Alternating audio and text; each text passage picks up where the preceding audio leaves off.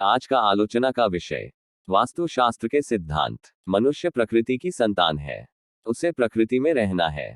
प्रकृति की शक्ति महान है, इतना विशाल कि यह मानव नियंत्रण से परे है। एक चक्रवात चल रहा है, उस तूफान की गति को कोई मानव शक्ति नहीं रोक सकती।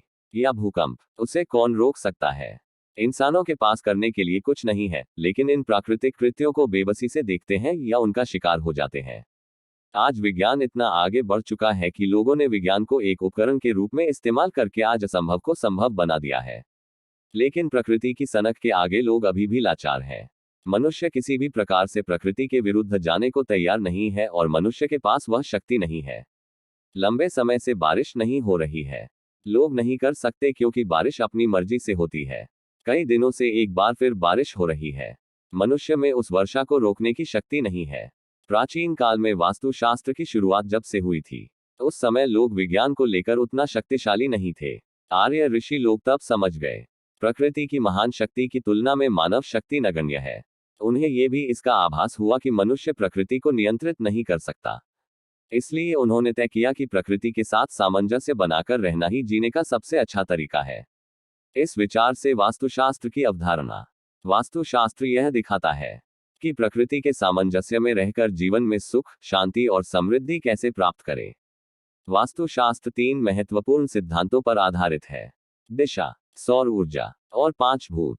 तीनों पर एक छोटी सी चर्चा वास्तुशास्त्र के वैज्ञानिक पक्ष को खूबसूरती से सामने लाएगी।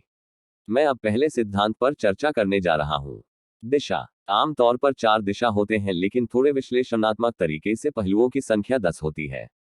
सभी दिशाओं में उत्तर और दक्षिण, ये 2 पहलू विशेष रूप से महत्वपूर्ण है, क्योंकि पृथ्वी पर हमेशा उत्तरी ध्रुव से दक्षिणी ध्रुव की ओर एक चुंबकीय तरंग प्रवाहित होती रहती है।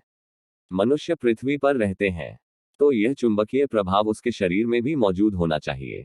जिन्होंने चुंबकीय विज्ञान का अध्ययन किया, उन्हें यह पता होना चाहिए, उस चुंबक का एक विशेष धर्म होता है। उस धर्म के अनुसार विषुव अर्थात उत्तर उत्तर या दक्षिण हमेशा प्रतिकूल होता है, और विपरीत ध्रुव यानी उत्तर दक्षिण या दक्षिण उत्तर हमेशा एक दूसरे को आकर्षित करते हैं। हमारा सिर उत्तरी ध्रुव है और वह दक्षिणी ध्रुव है। अब यदि कोई व्यक्ति उत्तर दिशा की ओर सिर करके सोए, तब उसका शरीर उत्तरी ध्रुव और पृथ्वी के चुंबकीय उत्तरी ध्रुव के संपर्क में होगा। चुंबक के नियम के अनुसार ऐसे में उत्तर के संपर्क में आने पर प्रतिकर्षण पैदा होगा। प्रतिकर्षण चुंबकीय बल के प्रति एक प्रकार का प्रतिरोध पैदा करेगा और शरीर पर कितने बुरे प्रभाव दिखाई देंगे, अर्थात इसका शरीर पर प्रतिकूल प्रभाव अवश्य पड़ेगा। जैसा कि शरीर में रक्त का संचार ठीक से नहीं हो पाता है, दिल की धड़कन सामान्य नहीं रहेगी, ठीक से नींद नहीं आएगी, आदमी नींद से बुरा सपना देखेगा। लेकिन यदि कोई व्यक्ति दक्षिण की ओर सिर करके सोता है, तो उसका शरीर पृथ्वी के चुंबकीय दक्षिणी ध्रुव के उत्तरी ध्रुव के संपर्क में होगा। चुंबक के नियम के अनुसार इस स्थिति में उत्तर और दक्षिण का संपर्क आकर्षण पैदा करेगा। यह आकर्षण शरीर के लिए अच्छा होता है। मानव शरीर में रक्त संचार सही रहेगा, उसका तन और मन शांत रहेगा, अच्छे से नींद आने लगेगा। इसीलिए वास्तुशास्त्र में दक्षिण की ओर सिर करके सोने का निर्देश दिया गया है। अब हम दूसरे सिद्धांत पर चर्चा करने जा रहे हैं: सूर्य ऊर्जा। सूर्य पृथ्वी की आत्मा है। हम सब सूरज के लिए जीते हैं। सूर्य हमें गर्मी और प्रकाश प्रदान करता है। अगर यह प्रकाश और गर्मी सूर्य से उपलब्ध नहीं होती, तब जानवर और पौधे का परिवार पृथ्वी से गायब हो जाता। इसका मतलब कोई भी जीवित नहीं रह पाता। सूर्य के प्रकाश का रंग सफेद होता है, लेकिन अगर आप इसका विश्लेषण करें तो आपको 7 रंग मिलते हैं। इन 7 रंगों का इंसानों और जानवरों पर प्रभाव पड़ता है। सूर्य का हमारे मन और शरीर पर बहुत प्रभाव पड़ता है। अगर 2-3 दिन तक सूरज ठीक से नहीं उगता तो हमारा मूड खराब हो जाता है। हम आमतौर पर इसे बारिश के मौसम में देखते हैं। उत्तरायण से दक्षिणायन की ओर जाते समय सूर्य 12 राशियों से होकर गुजरता है। वास्तुशास्त्र में कहा गया है कि घर का निर्माण इस तरह से करना चाहिए कि सूर्य की किरणें किसी भी तरह से बाधित न हो, यानी सूर्य की किरणें घर में प्रवेश करने से बाधित न हो।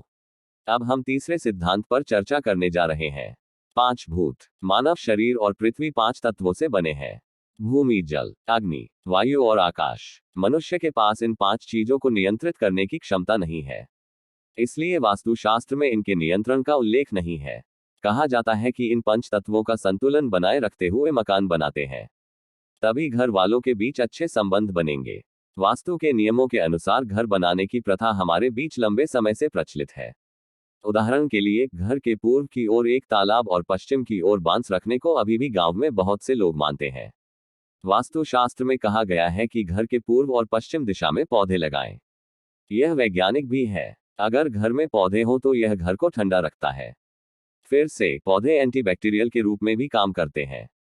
यदि घर की खिड़कियां पूर्व दिशा की ओर हो तो घर में सूर्य के प्रकाश का कोई अवरोध नहीं होता है।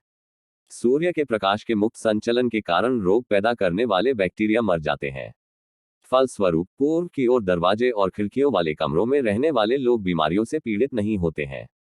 वास्तुशास्त्र में सूर्यदंड या उत्तर पूर्व दिशा और जामदंडा या दक्षिण पश्चिम दिशा को छोड़कर घर बनाने की बात कही गई है। यदि आप इन दो स्थानों पर रहते हैं तो परिवार के लोगों को कष्ट होगा और कहा जाता है कि उन्हें बहुत नुकसान उठाना भी पड़ता है। आज की चर्चा यही समाप्त करते हैं। मिलते हैं अगली चर्चा में। तब तक सब स्वस्थ रहें। आप सभी को मेरा धन्यवाद।